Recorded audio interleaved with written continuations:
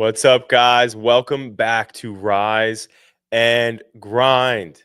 I hope you guys had a great Father's Day weekend. I know I sure did.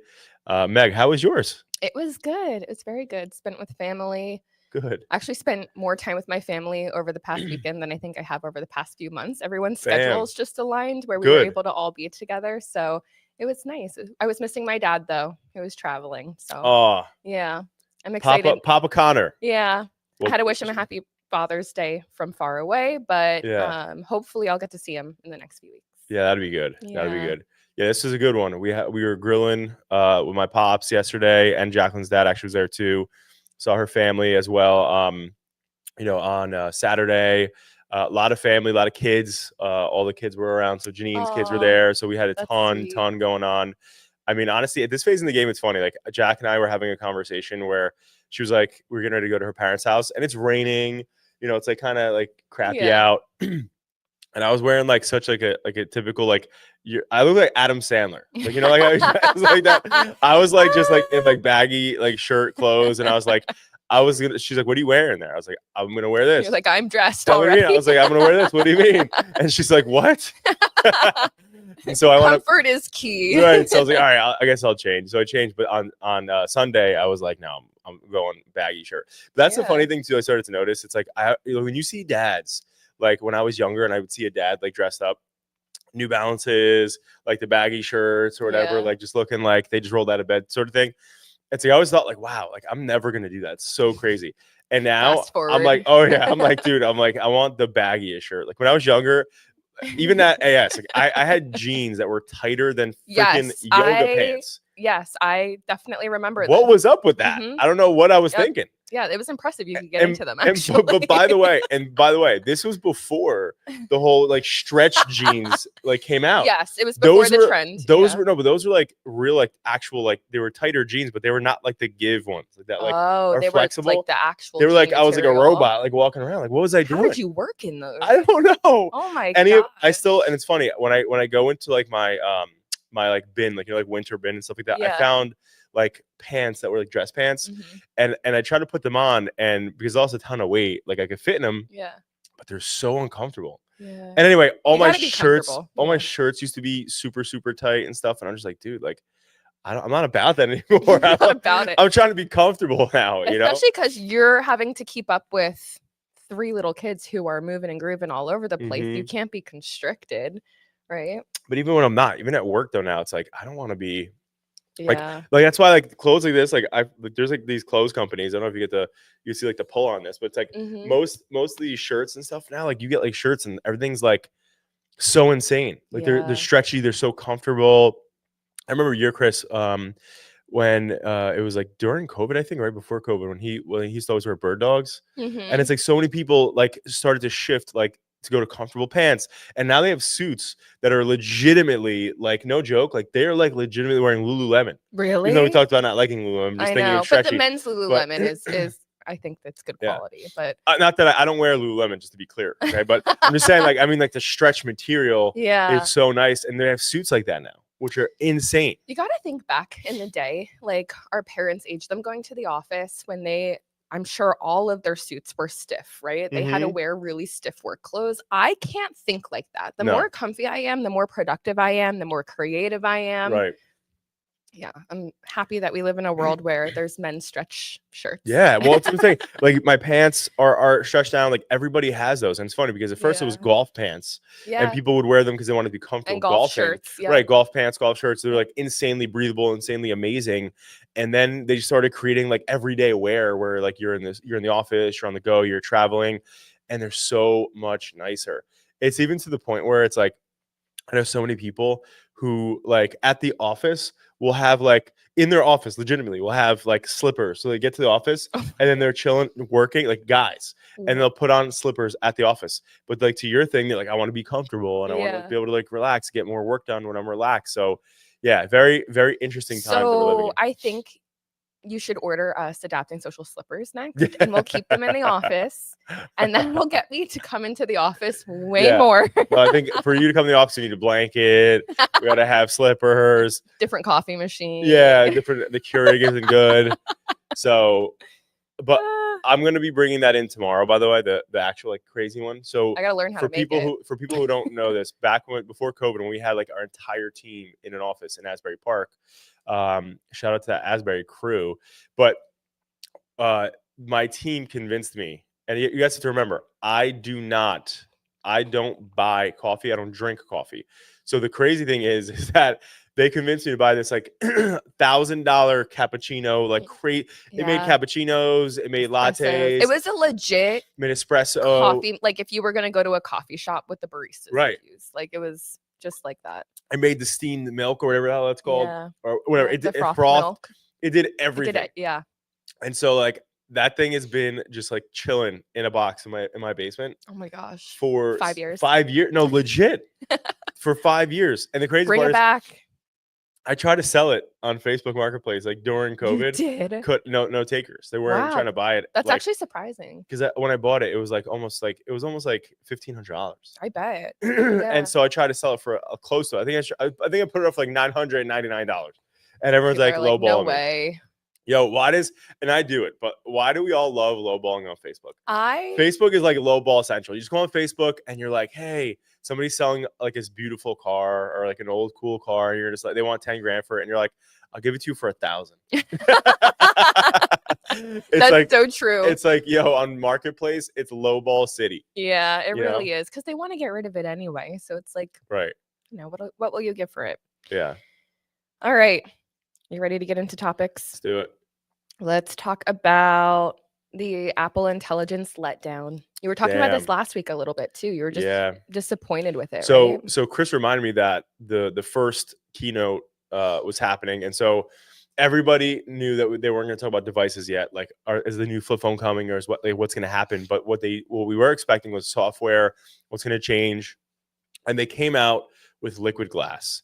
And if you don't know what that is yet, like if you've heard about this yet, so essentially it's just like transparent backgrounds like on things. So instead of you having like when you're going to your email, if you're looking at certain notifications, they're making it so that it's like super transparent, super cool looking, but transparent, Apple, like you could see the background through the app. Through the app, yeah. So like you could see through certain things. That might be distracting. Right. So like the whole thing though is at the end of the day, it's like one of those things where it's like everybody that is anybody that likes Apple and that is like tech friendly, they were looking to see what Apple Intelligence is going to be. And it was a whopping, like nobody, like there was nothing. So it was like they were just announcing things about the cool new looks and like what's going to happen. I think the coolest thing they updated is that the iPad is going to kind of be like a computer now. You know, there's certain things you couldn't do on iPads. You had to do it on your laptop. Yep.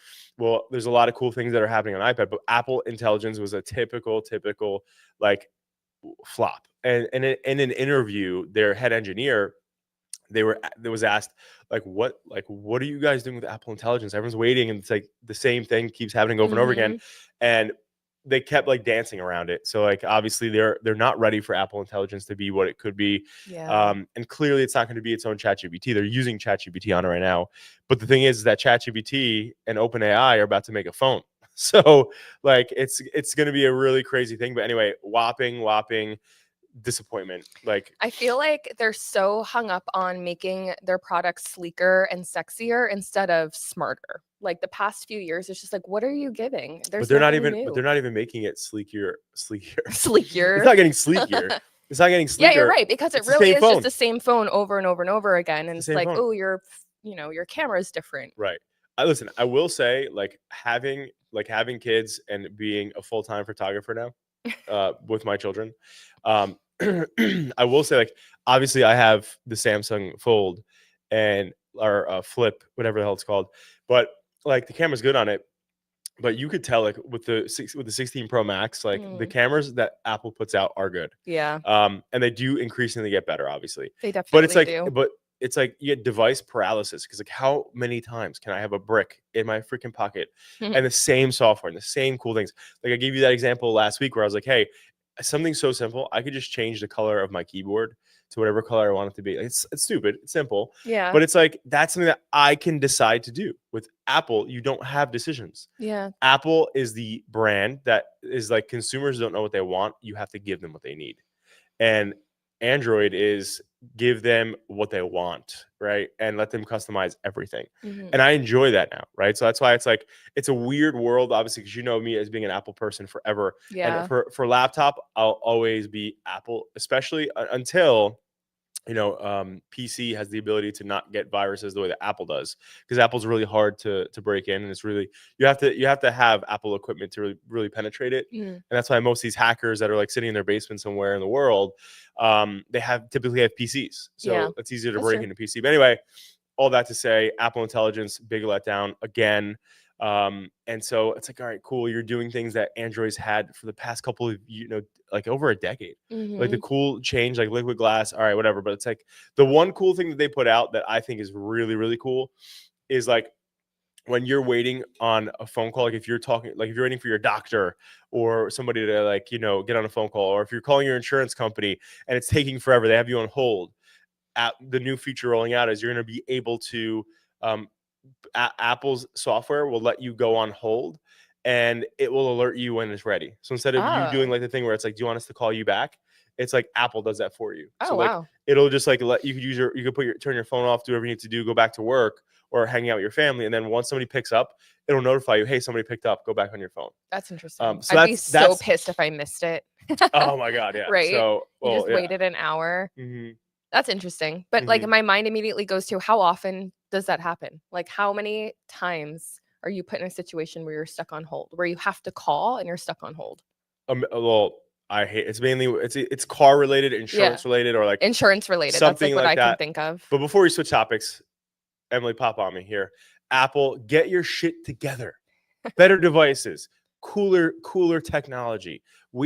I left. There's a ton of people left. Joe Rogan left. A lot of people have left Apple because it's getting freaking boring. It's the same crap. Get your shit together, people. We need cooler stuff. Steve Jobs isn't alive anymore. Johnny Ives obviously left the company. I was going to be competing with you. You have to start making devices Mhm. of the future.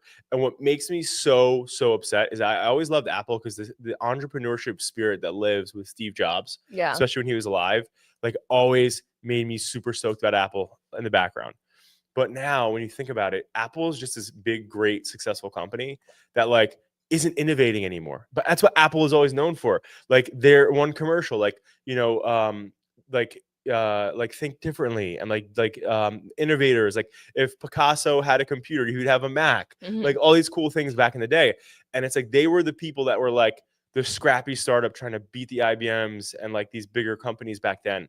And it's like now Apple's this big bloated company who like isn't, it's like the quintessential saying, like big ships turn slow. Yeah. That's fucking Apple. Yep. They're not changing. They're not turning fast enough. And they have all these different companies aggressively getting after them. And it's like, dude, get nimble again. Get Mhm. agile again. Because right now it's sad. It's sad to see that Apple's getting their can kicked around, year over year over year. And now it's like for this big release, it's like they try to make everything so cool and sexy for like their keynotes. Mhm. And then they talk about what they're doing, and everybody's just like, what? Like all over TikTok, they're getting bashed, like all over TikTok. Oh my gosh. So Apple, get it together, Apple. Get it together. Jeez. Speaking of TikTok and a letdown, we're looking at another TikTok extension. Another one. This will be now the third extension that's Right. going to take place. So originally they had up until, I believe it was June something. Yeah, next week, I think it was the end of next week.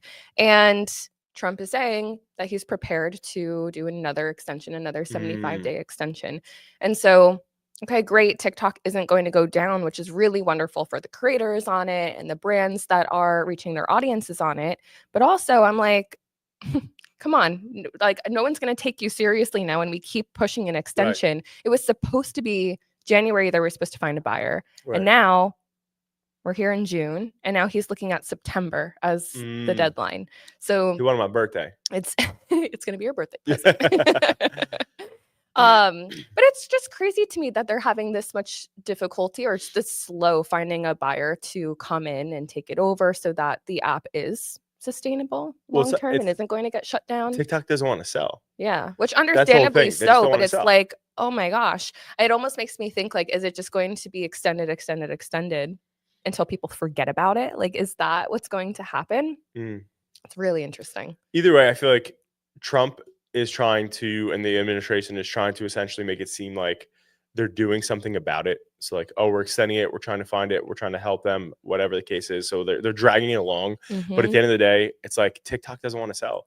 They're a China company, and China companies are long-term hold mindset. Yeah. Like they do things in decades and in longer than that in some cases. Like I forget one of the businesses that like the oldest business in the world is from China. They like make it's like a contractor that like makes like homes and like temples and stuff. Oh, interesting. And it's legitimately like it's been around since like I forget, it's like over 1,000 years. Oh It's like my insane. gosh. And but like they said something that was interesting. They're like they don't think about like nothing to them is planned in under like 10 to 20 years. So they're planning something out. It's 10 to 20 years long. It's not a year, it's not 2 years, not 5 years. It's legit. They think long term in everything they do. But that's also like a China mindset. Oh For a my lot of gosh. stuff I they do. looked it up, by the way. The oldest company that you're Mhm. talking about. It's a restaurant that was founded in the year 1153. Mm, That's crazy. yeah. That is like 100. Yeah, that's more than 100. No, just about 1,000 years ago. Yeah, it's Yeah. like insane. Yeah. Yeah. But there's a lot of companies like that in China. Obviously, there's a lot of companies like that all over Asia, Hmm. and like they think so long term, which is awesome. But anyway, that's why with TikTok, they're like they're not gonna just want to sell right away. I wonder if they're thinking about it wrong. Like they're looking for a new buyer to protect like our information, but maybe there just needs to be a change within the platform so that our information isn't taken over to Mhm. China. Like maybe they're just approaching it wrong. But the extension after extension after extension is just ridiculous. The Like when I saw that, I was just like, you got to be kidding me. yeah, Another extension? the issue is that no matter what, that as long as the servers and what is being stored, China has access to it, that's where it'll never be okay. Yeah. So to the US government. So no matter what, like we're in a position where like everything has to be stored in the US by US company, because then it removes the ability for China to have access to the data. Hmm. So no matter what, and like obviously TikTok is fighting like hell. They're gonna drag it out. We're gonna be talking about this up until 2026. That's what I'm There's thinking no too. way that it's going to be extension after extension after extension. There's no way they're going to get to it Yeah. quickly. Yeah. They're not going to give up. Yeah, I definitely think that come the end of the year, we're still going to be talking about how TikTok doesn't have a buyer. Totally. We should make a bet on it. Yeah. 100%. I'm in on that bet because I know we're not going to be able to. No. Yeah. And now a lot of influencers and creators got their start on TikTok, but are influencers still effective? Yeah. So that's the biggest thing. So like the more that I'm looking at these like influencers, obviously going back over a decade ago, influencers were like chosen to be like a brand rep or a brand ambassador, and they'd make tons of money and they'd be driving tons of traffic. And when you look at like influencers now, like look at Mr. Beast, look at Logan Paul, Jake Paul, all of these influencers have started to create their own brands because they're not getting compensated enough by other companies. That's why Mr. Beast was like, hey, like I get 100 million views on something, like that's more than the Super Bowl, right? So he's like, and Yeah. that's the Super Bowl, you're paying millions of dollars for seconds. Mhm. He's like, people can't afford to pay me that, right? Because I put out a video, let's call it like 12 13 times a year, that's 13 Super Bowls. Yeah. And he's like, brands can't afford to pay me that, so that's why he made it Beast Bars and all these different things he's doing. Mhm. And same thing with Logan Paul with Prime. So they're like, and obviously Jake Paul with these boxing things that he's doing. So it's like these influencers are, I feel like, starting to get way more ineffective with being able to push products and push brand, because number one, it's hard for brands to pay them. And that's why we see all over the internet from like, again, like products that are, Fortune 500 companies. There's a lot of UGC, right? User Yeah. generated content that's being leveraged now. So it's like everyday moms, everyday dads, everyday like people who just like are like normal people posting stuff, rather than you see these huge, people, because a lot of people like the Kim K's of the world, whatever Mhm. else, like this is going back a year ago, but she used to be like $1 million a post. Yeah. And I'm sure it's more now, but it's like not everybody could do that, right? No, that's a lot of money to pay for one post. Mm-hmm. That may not even be in everybody's feeds, which is crazy to think about too. I feel like influencers have shifted from pushing products to really they're just content creators now Yeah. for brands. Like it's just like another way of managing talent to Right. get content that seems more authentic Mhm. because they're not even the influencers that are putting out sponsored content. It's not like they're sitting there saying like, "Oh, you need to buy this." Like you might see a little glimpse of a Right. product and that's it. Right. So it's different. So, and you know what, Ashton, this whole Ashton Hall thing, I'm still this whole like Ashton Hall. If you don't know who he is, he's like the really jacked dude that's like running and like doing his morning routines and stuff like that. Mhm. But the one thing that like I feel like there's been such a big lesson learned from this guy and like what he's doing because he made me really understand way more than ever, and not just on TikTok, but like on all social platforms, that people are looking to constantly be entertained, Yeah. right? And like social media went from like you just posting about your life to you people getting like this dude got 17 something million followers in less than in like half of a year, like 6 months. By And posting his morning routine. what happened? By posting his Right, morning routine. right. But doing it very entertaining. Mhm. Entertainingly, is that a thing? Entertainingly? I Entertainingly. don't know. I'm going. Yeah. But he did it very entertainingly, if that's a word. Don't check me on that. But he entertained people, and the content that he put out there, that's why people are watching it, right? It's like interesting. Yeah. So when you see that people are being way more entertained, this guy's growing like crazy because his morning routine and what he does in general, it makes you think like when you're putting content out, it's not just you, your company, your brand, your personality talking about what you're doing anymore. You have to do it in an entertaining way because now it's like we're all actors. Like 100%. that's what it is. Like when you're on social, if you're gonna really blow up, like you have to be like an actor. Mhm. And that's what I'm learning more and more from like this new era of content where it's like you have all those guys like Aiden Ross and Jake and Logan Paul and all these different people where it's like they're posting content and they're legitimately actors. It's not just like them like posting behind the journey anymore.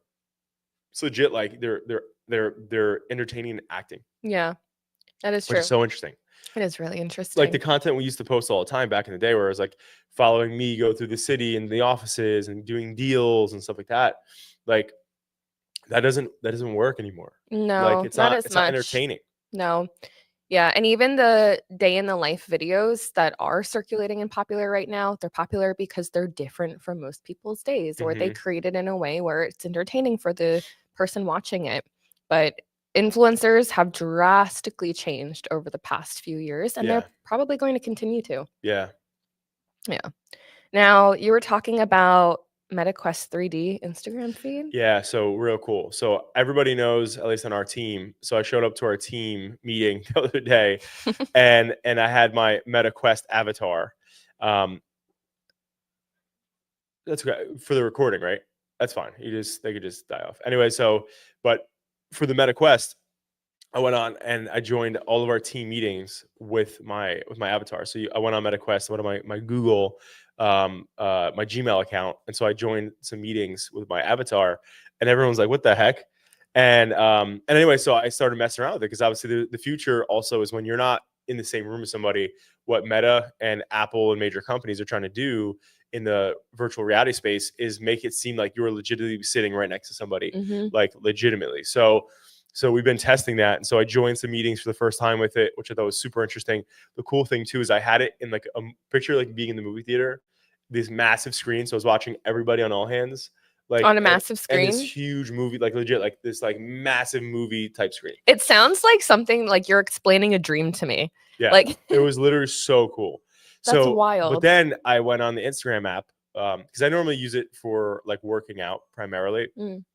And I went on the Instagram app, and all of a sudden I started scrolling, and at the bottom right hand corner of the IG post it said 3D. Oh. And so I was like, what? So as I was going through every single picture on Instagram in the feed, it has a 3D effect now. So like legit, like when you're scrolling through it, like oh my God. it's legit 3D. So like I was looking at the picture that like we just posted of the kids in the office, Mm-hmm. and everything was completely like full 3D, like immersive. So like I could like look around it and like it looked like I was like standing outside the picture.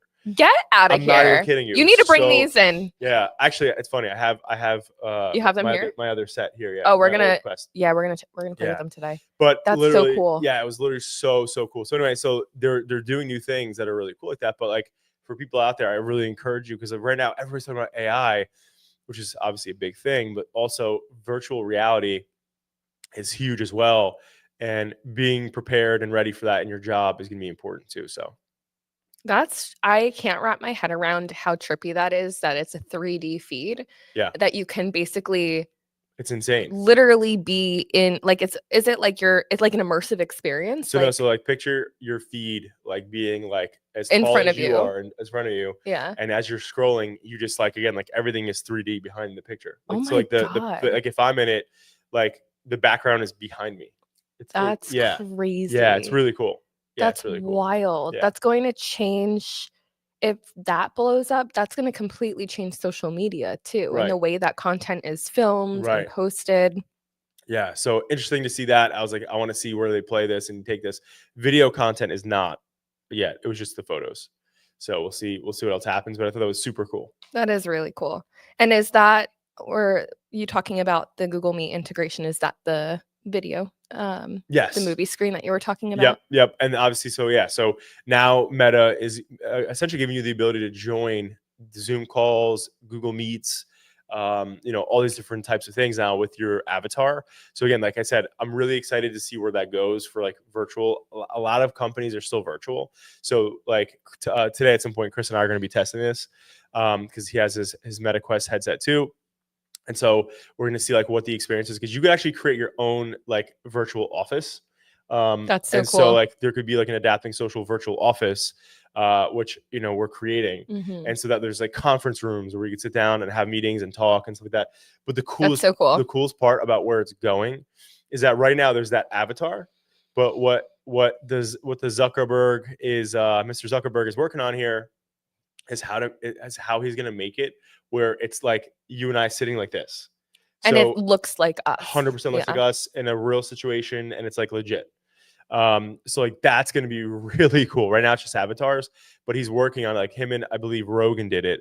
And he was like, dude, that was the most trippy experience of my life, because like he was like, we were in completely different rooms and I felt like I was right next to you. Oh my gosh. Like legit like this. Like I'm sitting there talking to you like this. Like so crazy. So like that's gonna be really cool. That's gonna be the future of it. What I'm really excited about though is like the future of where, like, because obviously everybody in Adapting Social, everybody has MacBooks. In the future, how crazy it's gonna be is everybody has to have headsets. Yeah. Instead of like that's gonna be your computer. That's gonna be awesome, actually. Yeah. Isn't that insane? So like that's really that's cool. where I think the future is going. So we'll see though. They just need to make them comfier on your head. Yeah. So yeah, I agree. Like, I mean, the goggle, no matter what, when you're wearing anything on your head yeah. for a long time, it gets like, your eyes, your head, whatever. So no matter what, it's going to be interesting. I mean, obviously the lighter they get, eventually it'd be cool if they're just glasses. Yeah, that would be really cool. Like the Google ones that are coming out eventually, but like that'll be super cool. Yeah, that's awesome. But yeah, very nice. Meta is also changing up a feature on their ads where now they're releasing an opportunity score. Mm-hmm. So they'll say from 0 to 100, this is how well your ad is optimized to deliver the opportunity that you're looking for. Now, Google has something similar to this. And the issue is that it's really great for advertisers or businesses who maybe don't know exactly what to look for, but they give generic optimization like suggestions. So they're not always applicable to your ad. So for example, for Google, they might say add a site link extension or add these specific keywords, and most people will just click apply all because they want to see that opportunity score be 100, right? If you have a 100, that's something that's good. But what's happening is if you click apply all and you don't pay attention to all of the suggestions, most of them probably don't apply to what you're talking about or what you're trying to advertise. Right. And so what you're doing is To the platform, it's a 100 out of 100, but to your consumer, it feels like something's missing because Right. they're looking for a keyword that doesn't pertain to your business, or you just optimized an image that doesn't even make sense for what you're offering. So you have to be really, really careful. These platforms love to make it as easy as possible for people to advertise, but what they're doing is taking the control away, and the platform doesn't know your business as best as you do. Right. So you shouldn't let it run your ads. Right. Yeah. Yeah. That's a big thing. And at the end of the day, it's like I said, like we keep talking about this, like AI is nowhere near where people are pushing it to be at, especially in the creative field, in the creative sense. So it's like, again, like we're testing things from design image to copy to whatever. The biggest issue is that, like, again, it's all about who's feeding the beast, right? Who's feeding the AI. And so, like, as we're testing it, we're seeing, like, again, perfect example is, like Jeff at the summit showed like his headshots. Mine, for some reason, like it doesn't work for me. Like I'll put in my headshot and be like, hey, put a different suit on me, do a different this, do a different that. And man, it just botches it. Does it give you a different version of you, or it doesn't look anything like me? Really? Like, legit, it looks crazy. I'll show you after this, but literally it's like, it makes me look like a totally different person. Wow. And I'm like, yo, like what the F is this? So there's still a lot that it needs to be able to do. There's still a lot of stuff that it does really well, obviously, but from a creative and that aspect of it, you're right. I mean, like end of the day, you have to feed it the stuff that it needs to be fed in order for it to be more effective, because it doesn't know you. Yeah. It's very square. It's analytical driven. Again, it's our left brain. That's what AI is. It's good at data and analytics. It is not good at creative, at least not yet. So like that's the whole key here, is that like at the end of the day, it's like it has to be fed, and it's not there yet. Yeah. And you also think about it this way. It's like you're automating decisions that you don't even know what it's deciding. And if it was making decisions on your business, wouldn't you want to know exactly what would be changing? So you got to look at the platform the same way. Right. All right. And the last topic we have here is Google's testing an audio overview now in their search results, which is so great. I'm excited for this because there's so many times where I'm driving or I'm in the car and I'm trying to just look something up. And now Google will essentially take its AI overview and spin it into an audio overview. So the difference is you're going to get the same information, probably more than what's in the AI overview, but you're not going to hear what businesses or brands or who it came from. So it's just giving you the information. So this is going to change search slightly, because even now with the AI overviews, you can still see the websites that contributed to that, right? So you know who exactly that information came from. With the audio overviews, you're not going to get that experience anymore. So it's really important for brands. Mention your brand in a lot of the content that you're pushing out. Think about what questions consumers are asking where your brand name could pop up, and start to optimize for that, so that you're having your consumers hear your brand in those responses rather than just read about it. Interesting. Yep, very interesting. Search is changing. It's really exciting. We're in a completely... It's gotta, when you think about it, it's got to be so exhausting for all these different tech companies. They're just like constantly changing things. Yeah. And it's like a never ending change. I saw an Instagram post over the weekend that was like, the next generation is going to be like, wait a second. So you used to look something up, click on hundreds of blue links, try to piece together information, and then like that was your search. Whereas now everything is given to them pretty quickly. Like it's so manual. Yeah. Were you a researcher? Were you? Yeah, it was called fucking Googling back then, right? And before that, it was encyclodias. Like that was the original search. I know. I remember I had that. Like growing up, my mom would be like, "Go look it up," and we had this whole encyclopedia thing at the time when I lived in North Jersey. It was like in our basement in this like library stack, and I had to go look stuff up. And like now it's like whoa, like because like growing up now, like being able to do that and Google. It's like, all right, that's so much easier. But to your point, like to somebody like in 5 years from now or 10 years from now, that's like, that's how you search. Your kids are going to be like, wait, you had to look at a book to find the information? Oh my gosh. Wild. Oh my gosh. But that is all we have for today. All right, guys. Hey, happy Monday. I hope you guys get after it. There's a lot of cool stuff happening this week here. We are going to the Yankee game over here. We got a lot of stuff going on there. We got box seats at the Yankees game.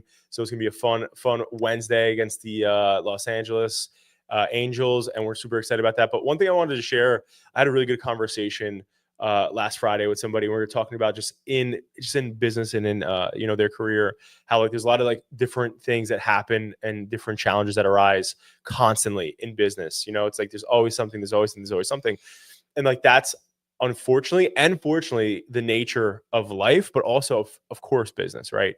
You're always going to be competitive with somebody else. You're always going to have to get up and try to motivate your team or motivate your clients and keep your clients happy. Like business is extremely hard, but that's why it favors the bold and it favors people who don't give up. And so getting after it this week, just keep that in your mind, because again, we're in June, we're halfway through the year. We keep talking about how the fact that, again, like audit your goals, audit what you're after this year and see where you are, because before you know it, we're going to be having a conversation that we're in Q4, which is wild, but it's going to be here before we know it. And again, most people do not get after it year over year, and everything you do in every day is going to either contribute or deduct from your goals, right? So bottom line is, I hope you guys get after it this week and just know that everything that's going on, that's tough, it feels like it's going against you, everything in this life is for you. That's what I've learned, is that the hard things that you do that feel like, why the hell is this happening to me? If you have the right attitude, you will get after it, you'll learn, and you'll grow from it, right? And there's nothing better than getting that experience. I hope this week, if you got some tough stuff happening, that you leverage that, because it's going to make you better, and don't let it make you worse. Happy Monday, guys. We'll see you back next Monday, 9 a.m.